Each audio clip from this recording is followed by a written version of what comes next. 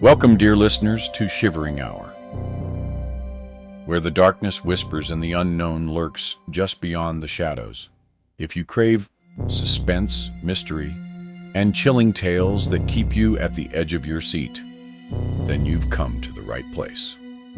Tonight, we dive into the first part of a two-part thriller titled Shadow of the Past, a gripping mystery that will leave you questioning every shadow and every whisper in the dark. Detective Aaron Cross thought his past was buried, his failures locked away, but when an anonymous call leads him to a crime scene with a haunting message, one that drags him back to a case he could never solve, he realizes the nightmare is far from over. Someone is playing a twisted game, and the stakes couldn't be higher. A missing woman, a dangerous predator, and a race against time before history repeats itself. Stay with me as we unravel the secrets hidden in the dark. But be warned, once the shadows take hold, they never let go. This is Shivering Hour, and the mystery begins now. The wind howled through the darkened streets as Detective Aaron Cross stepped out of his car. The dim glow of the streetlights barely cut through the thick mist clinging to the pavement. It was 3 a.m., and the city felt like a ghost town, except for the silent hum of something unseen, something lurking. He had received an anonymous call an hour ago, a distorted voice whispering only an address before the line cut dead. The place? A rundown apartment on the east side of town, known for its fair share of crime. But tonight, something felt different. Something was wrong.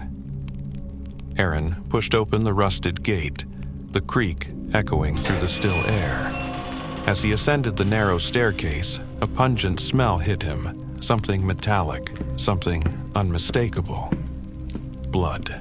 His fingers tightened around the grip of his gun as he reached the door, which was slightly ajar. He nudged it open with his foot.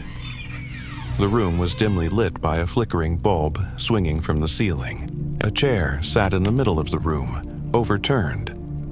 A dark crimson stain spread across the floor, leading to a closet door that was cracked open. His pulse quickened. He stepped forward cautiously, heart pounding in his ears. With a slow, deliberate motion, he pulled open the closet door. Empty. But something caught his eye. A photograph pinned to the back wall with a knife. He ripped it down, his breath catching in his throat. It was a picture of himself. But that wasn't what made his blood turn ice cold. It was the message scrawled across it in red ink. You should have saved her. Aaron's mind reeled. The message hit like a dagger to the chest. It had been nearly 3 years since the one case that had haunted him. Sarah Whitmore. A woman who had vanished without a trace. A case he had failed to solve. Was this a taunt? A cruel joke? Or something far worse? A noise. Soft, deliberate. Behind him. Aaron spun around, gun raised, but the room was empty. Then the whisper came, so close it sent a shiver down his spine. Detective, you're running out of time. The lights cut out. The room plunged into darkness. Aaron's breathing came in short bursts as he tried to steady himself. He fumbled for his flashlight, clicked it on, and swept the beam across the room. Nothing. But then, movement. A shadow slipping out of sight just beyond the doorframe. He pursued, darting into the hallway. The sound of footsteps pounded ahead of him, rapid and erratic. He followed, rounding the corner just in time to see a figure disappear through the exit door to the fire escape. Aaron burst through the door, gun raised. The figure, a man clad in dark clothing, stood at the edge of the iron staircase, back turned. But before Aaron could demand he turn around, the man whispered something and leapt over the railing, disappearing into the night. Aaron rushed forward, his flashlight barely illuminating the alley below. Nothing. Gone. Like a ghost.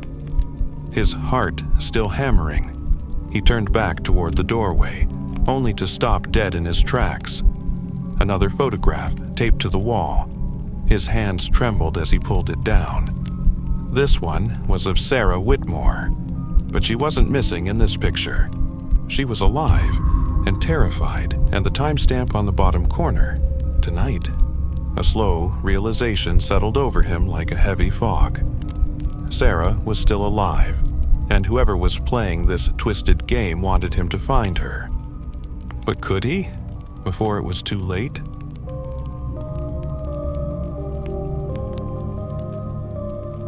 And that, dear listeners, brings us to the end of part 1 of Shadow of the Past. But the mystery is far from over.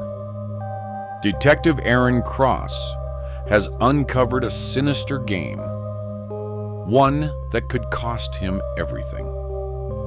Will he find Sarah before it's too late? Or will the shadows consume them both?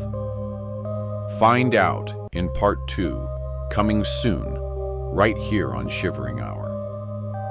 If you enjoyed this chilling tale, don't forget to like, subscribe, and hit the notification bell so you won't miss what happens next.